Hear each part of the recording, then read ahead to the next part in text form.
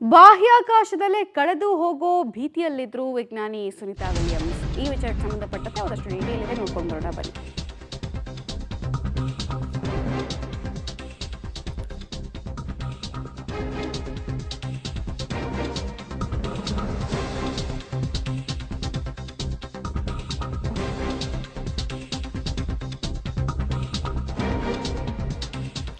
ಸುನೀತಾ ಕರೆತರೋದಕ್ಕೆ space X rocket ಸಜ್ಜಾಗಿತ್ತು. Ground support clamp arm hydraulic ಸಿಸ್ಟಮ್ನಲ್ಲಿ ಲೋಪ ಕಾಣಿಸಿದೆ.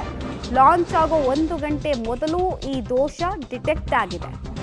ಇವತ್ತು ಸಂಜೆ ಅಥವಾ ನಾಳೆ ಮತ್ತೊಂದು ರಾಕೆಟ್ ಅನ್ನ ಉಡಾವಣೆ ಮಾಡಲಾಗುತ್ತೆ ಅನ್ನುವಂತಹ ಮಾಹಿತಿ ಇದೆ. ಜೂನ್ 5, 2024ರಲ್ಲಿ ಬಾಹ್ಯಾಕಾಶಕ್ಕೆ ಸುನೀತಾ ಮತ್ತು ಮತ್ತೊಬ್ಬ ವಿಜ್ಞಾನಿ ತೆರಳಿರ್ತಾರೆ. ಬಟ್ ವಾಪಸ್ ಬರೋದಕ್ಕೆ ಆಗೇ ಇರಲ್ಲ. ಅವ್ರು ಅಲ್ಲೇ ಕಳೆದು ಹೋಗ್ಬಿಡ್ತಾರೆ ಅನ್ನುವಂತಹ ಆತಂಕ ಇತ್ತು. ಬಟ್ ಅವ್ರನ್ನ ವಾಪಸ್ ಮರಳಿ ಕರೆತರುವಂತಹ ಪ್ರಯತ್ನದ ಭಾಗವಾಗಿ ಒಂದು ರಾಕೆಟನ್ನು ಲಾಂಚ್ ಮಾಡ್ತಾರೆ ಅಂತ ಹೇಳಲಾಗ್ತಾ ಇತ್ತು. ಆದರೆ ಅದರಲ್ಲೂ ಲೋಪ ಕಾಣಿಸ್ಕೊಂಡಿದೆ. ಹೀಗಾಗಿ ಈ ಕಾರ್ಯಾಚರಣೆ ಯಾವಾಗ ಯಶಸ್ವಿ ಆಗುತ್ತೆ ಅನ್ನೋದು ಪ್ರಶ್ನೆ ಆಗ್ತಾ ಇದೆ.